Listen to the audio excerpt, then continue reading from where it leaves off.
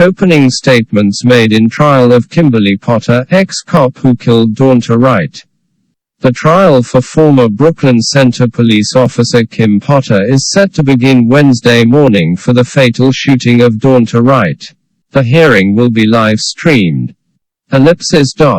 Earlier this year, Potter, 49, was charged with first-degree and second-degree manslaughter in Wright's April 11 death in Brooklyn Center.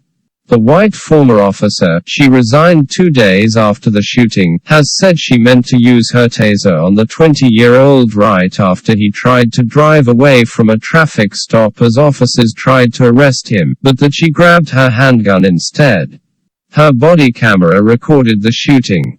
The Pioneer Press Josh Verges writes, the plaintiffs in a major school segregation lawsuit have failed to persuade a judge that racial and socio-economic imbalances in Twin Cities area school enrollment amount to a violation of Minnesota's Constitution. Hennepin County District Judge Susan Robiner this week denied the plaintiffs' motion for partial summary judgment in Cruz-Guzman v.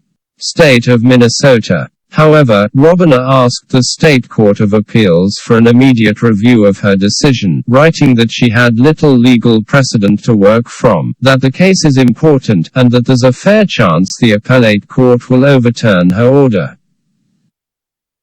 This from KSTP-TV. 1/4 of Minnesota's 5 to 11-year-olds got vaccinated in the first month they were able to. Gov.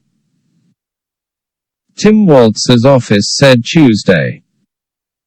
According to the state, 128,000 Minnesota kids in that age range have received at least one dose. That percentage ranks best in the Midwest and 6th in the nation, Walz's office says.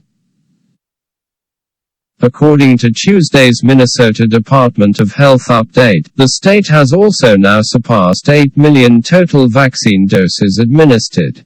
The former Brooklyn Center police officer put her hands to her head and fell to the ground. There is no do-over when you take a young man's life, Eldridge said. We trust them to know wrong from right, and left from right, a reference to tasers and guns being holstered on opposite sides of an officer's body. Defense attorney Paul Engh said in his opening statement all Wright had to do was surrender. Engh centered on Potter attempting to use a taser on Wright in order to protect her partner, Sergeant Mychal Johnson, because he was inside Wright's car and would be injured if Wright drove off.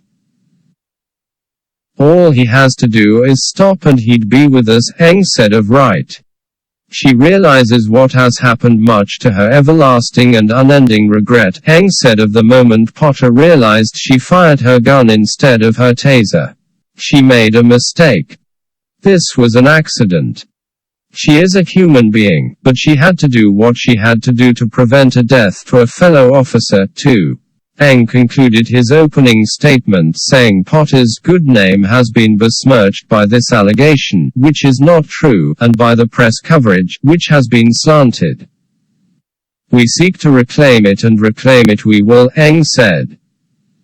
Wright's mother was the first witness to take the stand Wednesday.